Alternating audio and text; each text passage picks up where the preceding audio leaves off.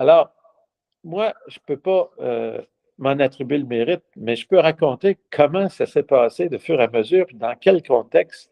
Mhm. Maintenant, mon livre actuellement qui est Oui. sorti, il raconte le texte de l'histoire, c'est jusqu'à 31 ans, jusqu'à la création de la Société sans but lucratif du Festival de jazz, avec des encadrés sur des artistes ou des moments qui me permettent d'aller dans le futur jusqu'à aujourd'hui. Oui, Mais, on dirait qu'il manque un bout. Ça serait ben bien oui, de mais le voir la livre se suite. termine par Alain le hippie se rend compte qu'il est devenu, par la force des choses, Alain l'homme d'affaires et il culpabilise, genre. Et il se demande. Et là, ça dit que avec la mort de John Lennon qui vient d'être assassiné, avec la fin du rêve hippie, avec ci et ça, bon, que je, j'accepte l'idée que je suis devenu un homme d'affaires et que je vais porter une cravate pour rencontrer, quelqu'un m'a donné une cravate, en fait, c'était le président des disques CBS, pour aller au casino à Cannes, au Midem. Euh, et quand j'ai voulu la lui rendre, il m'a dit, je te la donne, Alain, mets-la donc quand tu vas aller voir ton gérant de banque, un commanditaire, un gouvernement pour avoir une subvention. Tu vas voir, ça va aller mieux. Fait que là, j'ai accepté, je prenais ça comme un déguisement pour réussir à financer des festivals sans but lucratif et les artistes. Mais bon, je me suis fait prendre moi-même au jeu. Et ce que je dis, c'est que je vais, à ce moment-là, tu sais, pour me justifier, là, trouver un accommodement raisonnable, que je vais utiliser la machine par l'intérieur pour arriver à mes objectifs de. et, euh, et là, j'assume que je suis devenu un homme d'affaires. Et le livre se termine à suivre, parce qu'après Alain le hippie, il va peut-être qu'il y en avoir un qui va être Alain l'homme d'affaires, qui devient membre du Cercle des présidents du Québec, puis, etc. Là. C'est ce qui justifie certaines de mes questions, en fait.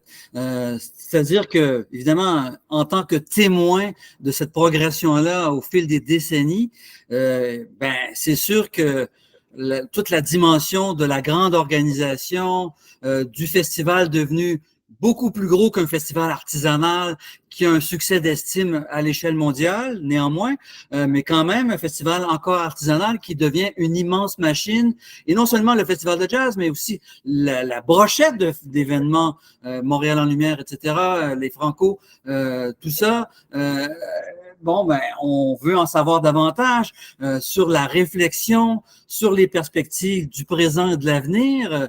Comment ça va se développer? C'est une période trouble en ce moment. Et donc, toute cette organisation, cet écosystème culturel qui était presque idéal, si on le compare à la plupart des écosystèmes de festivaliers, d'événements dans le monde occidental, il pourrait en prendre pour son rhume. Ben, je ne peux pas dire que je n'ai pas d'inquiétude, mais effectivement, il y a toute une réflexion. Et au début, je disais que je n'écrirais jamais ma biographie. Là, j'ai fini par en écrire une pour dépeindre l'évolution des choses, surtout dans la deuxième moitié du 20e siècle. Et je pense très sérieusement. Quand j'ai écrit à suivre, je n'étais pas sûr, mais là, je pense qu'il va falloir que je le fasse, que ça peut être utile.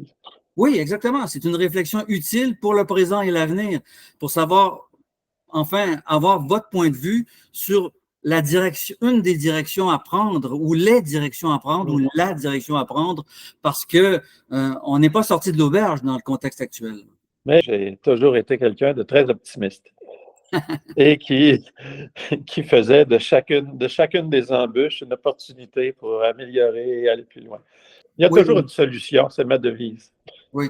Maintenant, les encadrer à travers le récit personnel. Donc, on part de la petite enfance jusqu'à l'âge adulte et plus encore, mais le récit des nombreux chapitres est entrelardé d'encadrer, c'est-à-dire des profils des artistes qui vous ont probablement le plus marqué, puisque c'est ceux-là qui ont été choisis.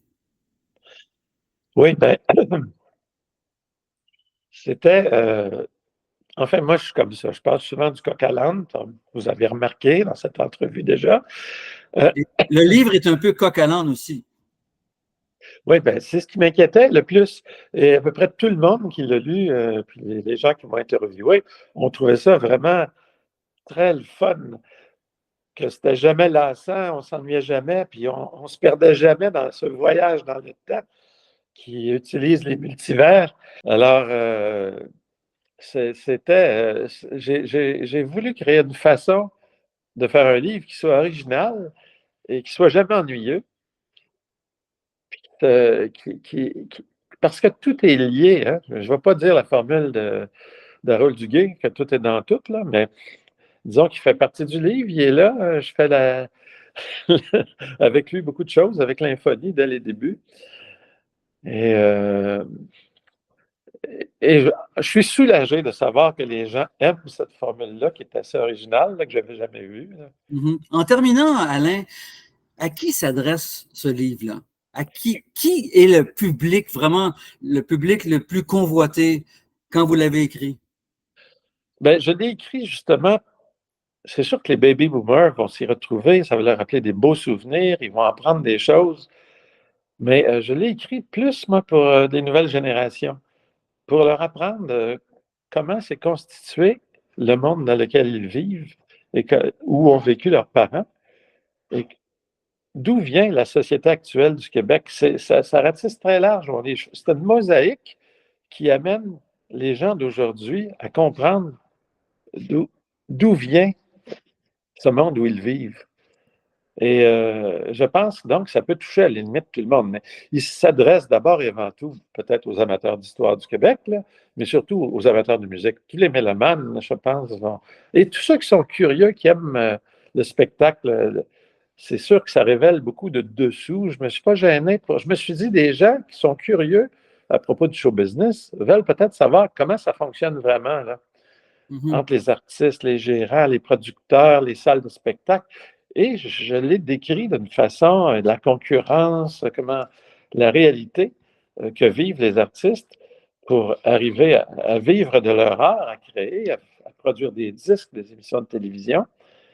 C'est un contexte et souvent un combat dans lequel j'ai pu jouer un rôle pour aider les artistes à se concentrer sur ce qui est le plus important pour eux, c'est la création. Alors, si je comprends bien, Alain Simard, je rêvais d'un festival et le tome 1 de l'autobiographie, mais c'est peut-être un scoop. Enfin, vous y réfléchissez sérieusement. C'est paru aux éditions La Presse. Évidemment, plusieurs médias en ont parlé et vont en reparler au cours d'un avenir proche. Et donc, on vous souhaite d'en vendre un maximum et de rejoindre le public.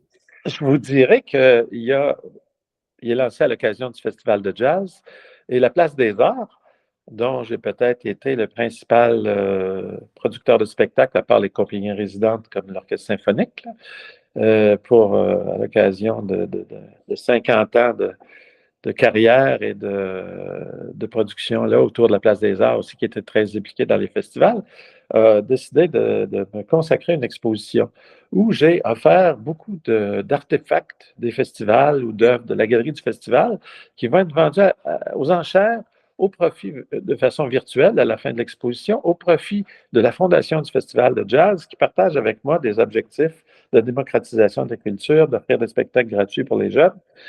Et je serai là tous les soirs pendant le festival de jazz, de 5h30 à 7h30, pour dédicacer le livre, euh, encore une fois, au profit de la Fondation du Festival de jazz. Et tous les livres qui seront vendus aussi sur le site du Festival de jazz, ils vont être vendus au profit du Festival de jazz.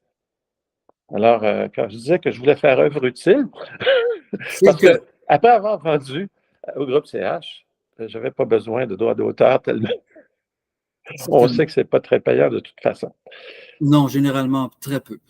Alain Simard, merci beaucoup de cette interview, généreuse interview, et on vous souhaite bonne continuation et amusez-vous bien, puisque vous êtes beaucoup plus en retrait de la scène maintenant, mais fervent. Ben, ça me faisait plaisir qu'on puisse se revoir.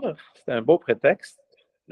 Puis à la prochaine. On va peut-être se recroiser au Festival de jazz. Ça, c'est sûr. Moi, j'y serai tous les soirs encore. Ah ben, venez voir l'exposition. Bien sûr, on y sera. Au revoir.